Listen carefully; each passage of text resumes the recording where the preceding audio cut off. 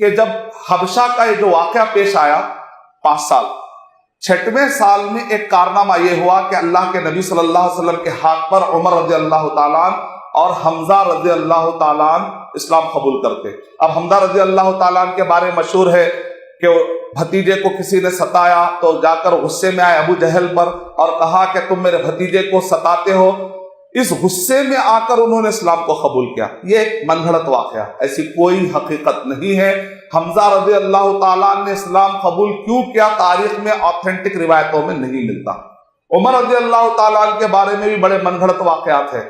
ایک مرتبہ اپنے گھر سے نکلے، کسی نے کہا کہ اپنے گھر کی خبر لو، پھر وہ گھر میں جاتے ہیں اور جا کر دیکھتے ہیں تو بہن اور بہنوئی اسلام قبول کر چکے ہیں، اس کے بعد وہ مارتے ہیں، نعوذ باللہ۔ تو من گھڑت واقعات، ایسا نہیں ہے۔ عمر رضی اللہ تعالیٰ کو ایک جاہل، ایک سفاک کیسا پیش کیا جاتا ہے کہ اپنی بہن کو مار دیتے، خون لہو لہان ہو جاتے، سب من گھڑت باتیں ہیں۔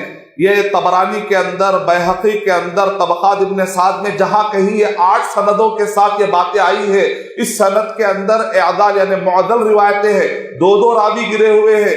اس کا جو راوی ہے منکر ہے، یعنی جس پر محدثین بھروسہ نہیں کرتے، اس کے مقابلے میں آتھینٹک واقعہ موجود ہے جو صحیح بخاری کے اندر ہے، حدیث نمبر 3653 میں، کہ عمر رضی اللہ، جس کے تفصیلی طور پر سیرت ابن کثیر میں ہے کہ عمر رضی اللہ تعالیٰ عنہ ایک بت کدے میں لیٹے ہوئے تھے، اچانک ایک کاہن آتا ہے، شاعری کرتا ہے۔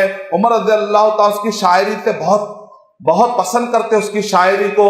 اچانک دیکھتے ہیں کہ یہ جو شاعر ہے، یہ جو کاہن ہے، یہ جو شاعر ہے، وہ محمد صلی اللہ علیہ وسلم سے قرآن مجید کو سن کر کہتا ہے یہ سچے کا کلام ہے، یہ سچا ہے، اور وہ اسلام قبول کر لیتا ہے۔ عمر رضی اللہ تعالیٰ عنہ کے دل میں خیال آتا ہے یہ کاہن جس کی عربی کو میں اتنا پسند کر رہا تھا اسی نے کلمہ پڑھ لیا۔